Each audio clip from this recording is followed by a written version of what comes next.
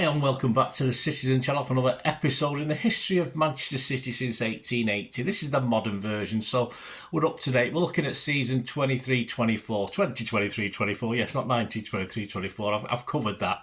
We're looking at season 2023-24. This is part 1 of February, so we're looking at February 2024. So please join us. Please, if you are new to the channel, push that subscribe button, push the bell notifications, everything City past, present, and as long as I can keep going. So great to have you on board. Share the memories of this season with you and let us know your memories, your thoughts, anything you remember about this, what we're talking about today, or anything generally. It'd be great to hear from you, and I will respond or give you a like, or please, if you can give me a thumbs up for this vlog, give us a thumbs up for City. Hey, let's get the thumbs, let's get the likes up.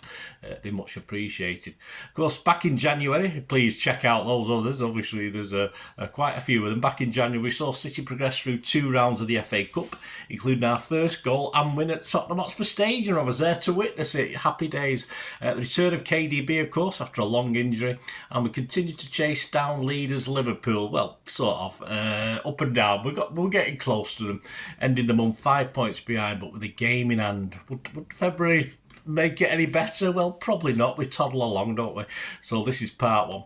On the 5th of February, here we go, Manchester City agree a deal to sign Savio from parent club Girona in the summer. Boiled a bit of piss, this one.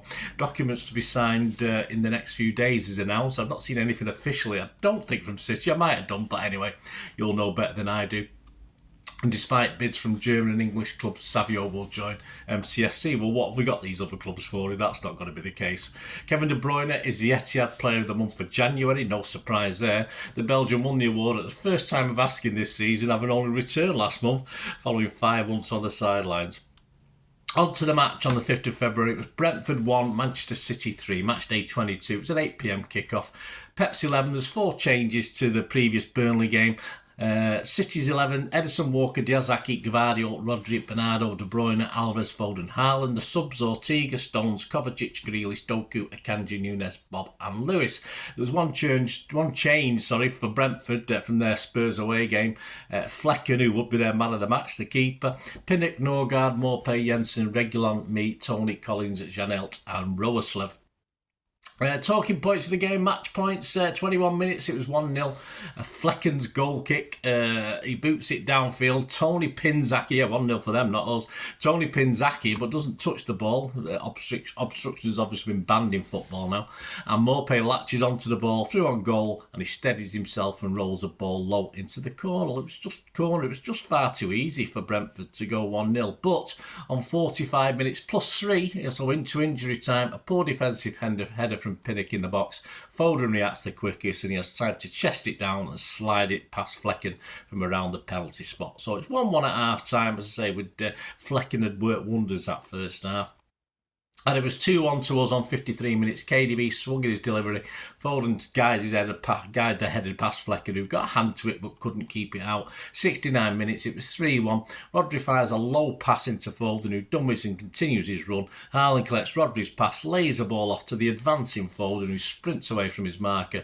Clean through on goal, picks his spot under Flecken. A second career hat-trick for our Stockport Iniesta. 72 minutes, Doku replaced Bernardo. 85 minutes, Haaland off Kovacic on.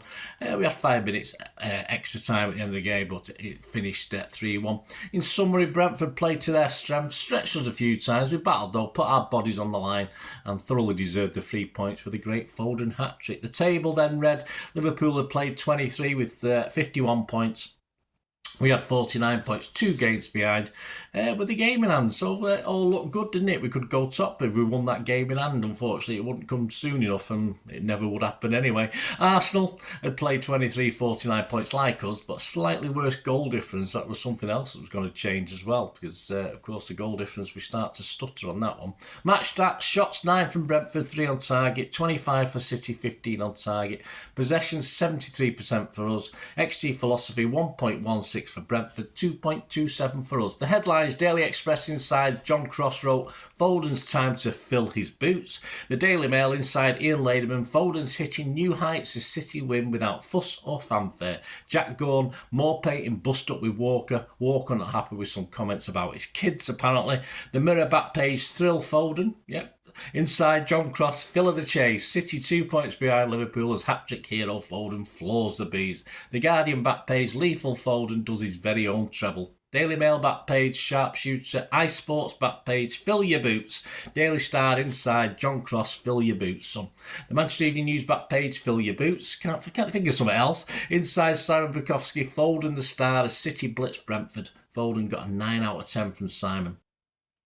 On the 8th of October, City announced the trial of a large-scale bus network helping fans across Creighton, Manchester to travel to and from the Etihad on a match day.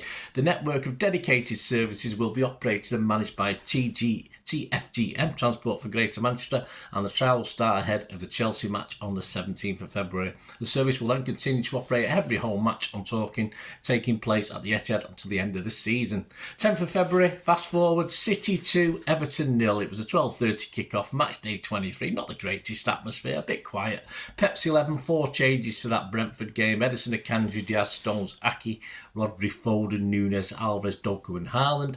The bench, Walker, Grealish, De Bruyne, Ortega, Bernardo, Gvardiol, Bob, Wright and Lewis. No Kovacic, who picked up an injury. No changes to Spurs last time out for Everton. Pickford, Godfrey, Tarkowski, Braithwaite, Milenko, Young, Garner, Gear, McNeil, Harrison and Calvert-Lewin. A disappointing first half, but 57 minutes, Akanji and Nunes are replaced by Walker and De Bruyne.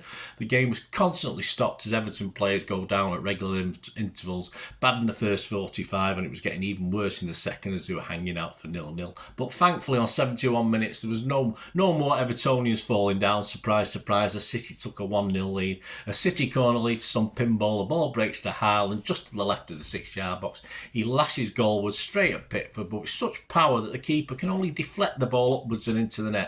Unstoppable shot, and Pickford's gloves have a bloody big hole in them. Well, not literally, but you know what I mean. We score from our first shot on target. Hey, that's nice. 77 minutes, Bernardo Silva comes on for Alvarez. 85 minutes, we seal the deal, 2-0. An Everton attack breaks down. Suddenly the whole stream upfield. De Bruyne creams a pass down the middle. Haaland bullies Braithwaite to the ground, opens his body and kills a low shot around Pickford into the bottom left-hand corner. Yeah, at our end, because we changed ends for this. So Everton must have won the toss and changed ends, so it's nice to see it where I stand. De Bruyne's 106 Premier League assists, only Ryan Giggs with 162, and Cesc Fabregas with 111 have made more, so he'll close down that Fabregas one, I'm sure. 87 minutes, I'm saying that before he does, I hope he does. Doku was replaced by Grealish, and there's 10 minutes injury time, which obviously suited Everton, but it got played out with no real problems. Everton got what they deserved now. Did Pep have one eye on the Champions League? Surely KDB doesn't need a rest, though wasted. Akanji and Stones got minutes in their legs. Alvarez and Nunes offered very little, unfortunately. Table, Liverpool top on 54 points, City second on 52 points, still with that game in hand. Arsenal back in third on 49 points. So match stats, shots 19 for City, 3 on target, 5 for Everton, 1 on target. Possession 73% for us. XG philosophy 1.77 for us, 0.26 for Everton. The headlines, Manchester Evening News back page, striker hails Hull City over the line. Manchester Evening News inside, Simon Bukowski, Haas back to settle nerves as City make heavy weather of Toffees win. Sunday People back page, City whiners find their bottle, cheeky buggers. Sunday People inside, Andy Dunn, Kev's the decider. Star on Sunday back page, Simon Mullock, number 9 is a perfect 10. Yeah. On to the 13th of February 2024. We're off to Denmark. Copenhagen 1, Manchester City 3. It finished on the 13th of February. Champions League round of 16, first leg. Pep, he made 4 changes to the Everton team. City team, Edison, Walker, Stones, Diaz, Aki, Rodri, De Bruyne, Bernardo, Foden, Grealish and Haaland. On the bench, Ortega, Carson, Doku, Alvarez, Akanji, Nunes, Bob, Wright, Sissoko and Lewis. After 11 minutes, it's 1-0. It was coming. Diaz switches it left to right. Foden zips in from the flank and plays a cute ball into the box. De Bruyne hairs after it, steers a first-time shot across Grabara, their keeper, into the bottom left. So precise, so good. Keeper may not be happy with his work though on that one. He was slightly unsighted. 17 minutes, Sod's Law. There's bad news here. Grealish goes down. Yes, we've just got him back. He's clipped by Goncalves, and then pulls up immediately looking towards his bench with a pain look on his face. He knows he's tweaked something. As he hits the deck, he grabs his groin. Shame, he'd made a great start to this game.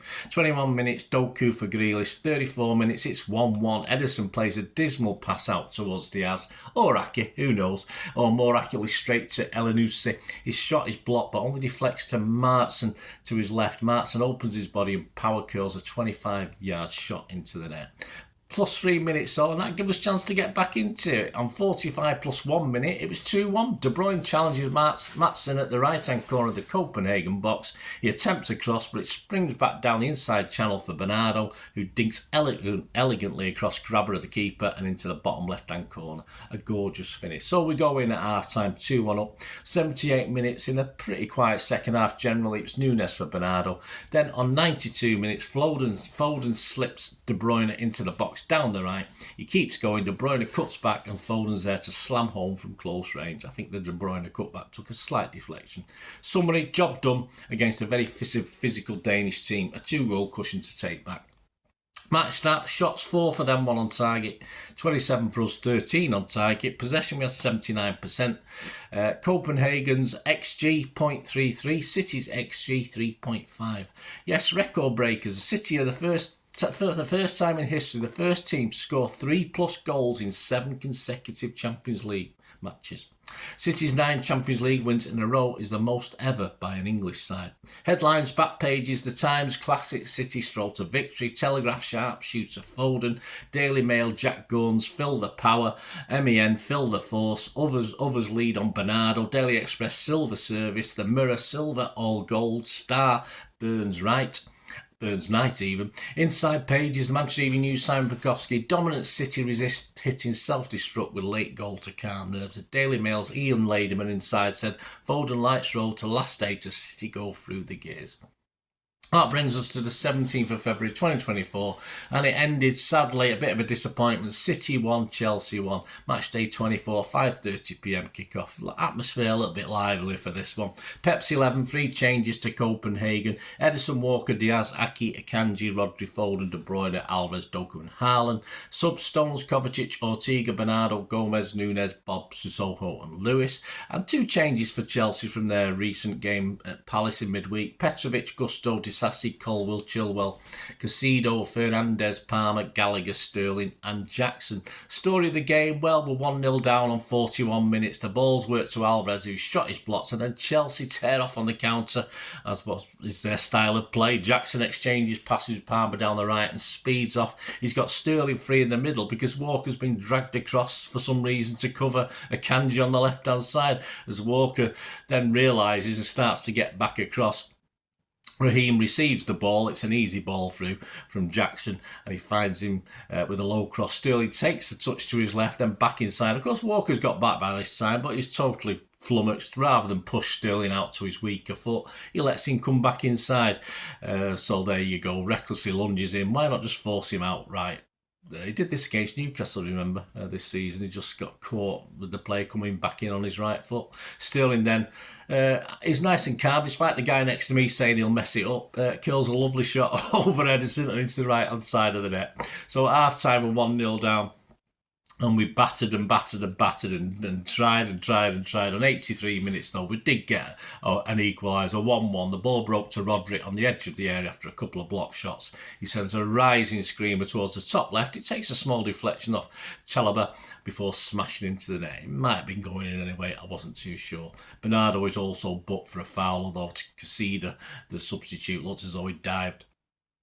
Summary, a frustrating 2 points dropped. Yes, we can't now go ahead of Liverpool with our game in hand, unfortunately. We just made it a little bit harder for ourselves yet again.